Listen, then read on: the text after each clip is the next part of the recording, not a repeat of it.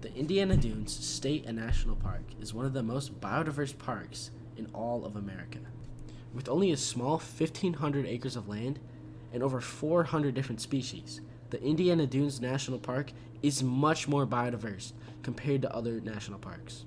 For comparison, Yosemite National Park has over 746,000 more acres of land than the Indiana Dunes, but close to the same amount of species. This is because the Dunes National Park is located on an ecotone.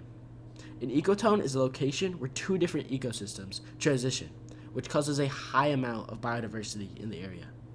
But with that high amount of biodiversity, it brings a large amount of invasive species. To gain some information about invasive species, our group visited the Indiana Dunes National Park Nature Center to interview a park nature specialist.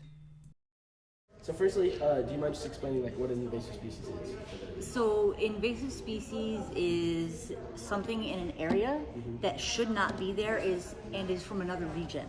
So for example, in our area, we can have invasive species that are from the eastern United States, the western United States, Asia, Russia, Africa, what have you.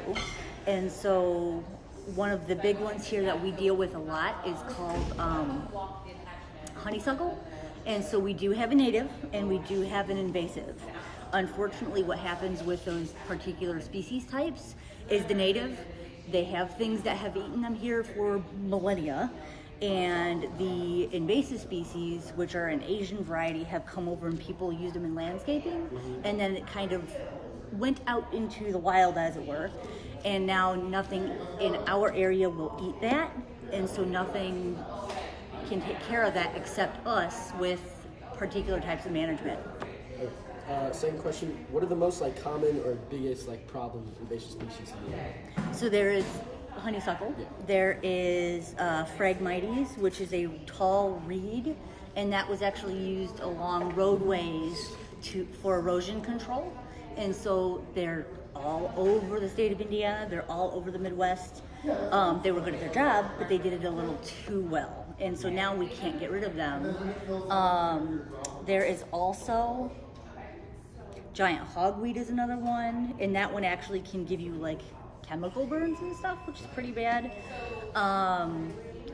There's a list on the Indiana DNR's website that has a bunch of invasives that are on it. I think there's about 40 on the list at this moment, but that is a not inclusive list. So there's probably a good 100 or 200 species that are invasive in our area, but those 40 are high risk for damage. Okay. And then what are the biggest problems that invasive species cause?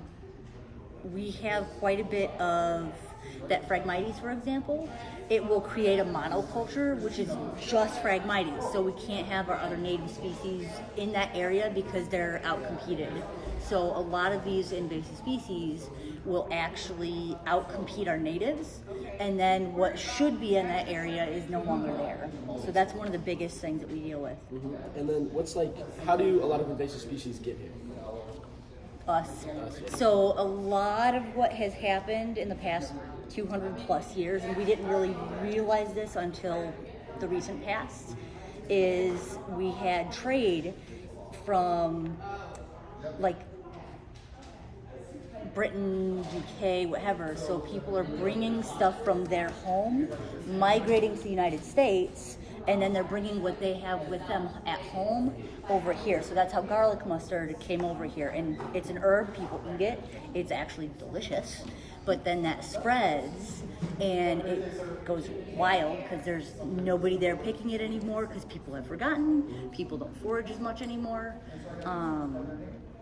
So that's probably one example anyways, out of many, many examples. Is it the same as the hitchhiker plant? There's the sign out there with your shoes? Is that another? Yeah, so people will also travel in their hiking boots. They'll go from one location that has Phragmites on it. They'll go hike another area, and those Phragmites seeds will drop off in that other area. And so we can transplant them. Animals can transplant them. So birds, for example, will eat berries. Then they fly 200 miles away, go to the bathroom, and then that starts up new plants. And then what plans or action plans does the park already have to deal with this stuff? So the national park is actually really good about trying to manage what we have here, but it's 15,000 acres. We only have 20 to 30 employees that do this particular job because you have to be certified in order to use herbicides. You have to be certified to cut trees down with like a chainsaw. We do fire management here, so we will set an area on fire. It's called a prescribed burn, and that takes off the ground cover. Some species really do not like that, and then other species do like that. So honeysuckle, for example, once you burn that area, it grows back like crazy, where then it even more outcompetes our native species. And then, could you talk a little bit about the biodiversity of the national parks and like why it's so biodiverse? Yeah, so we actually have a really cool thing here. So we had glaciers coming through here for the last 15,000 years. The last glacial retreat was about that time. And so it was a much cooler climate here. So we have jack pine forest here, which are an Arctic species. We have cactus up here as well. We have eastern softwoods, southern hardwoods, and prairie from the west. And so all that overlaps right here. And so we've got a lot of mineral types too because we have different soils. And so that means that different plants can grow in different areas here. And all of that creates like microcosms. So in this pond here, you'll have a particular species and it will have one genetic diversity. And then you go behind the other dune system and it's a whole new genetic diversity, but it might be the same species. And so when we as humans go to change our environment, that's when our area is degraded. So we're actually one of the most, still right now, to this day, we are still one of the most biologically diverse parks in the entire country. So we match Yellowstone National Park. They have 2 million acres, we have 15,000. So we've got 1,200 vascular plant species here, about 400 bird species, not quite that high, 48 mammal species, the list goes on. And then, what's just like one thing the average person or like just like citizen should watch or know to stop the spread of invasive species?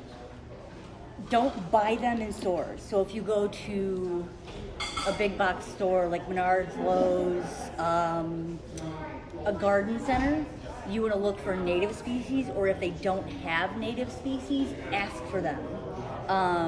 For example, Bradford pear is a really invasive species, and it will just propagate like crazy. So once it escapes somebody's yard, then you just have a whole area of Bradford pear. So if we as people from Indiana say, hey, Indiana, please sell the natives. They're supposed to be here. They survive here very well, and things eat them. That is a good thing. So, yeah. After the interview, the specialist showed us some of the invasive species outside the Nature Center. One of the main takeaways from this experience is that invasive species are extremely hard to identify. One example of this are the Phragmites plants outside the Nature Center. One is native to the park, and the other is invasive, and they are impossible to tell apart without further genetic testing. This makes it extremely hard for the park specialist to deal with and remove these types of plants. To the untrained eye, this lay of the woods looks completely normal, but it is actually littered with invasive species. Just to name a few, there's a type of invasive grape laying in this branch, and an invasive flower growing right here in the dirt. Invasive species are a real problem, and learning how to recognize and remove them is very important.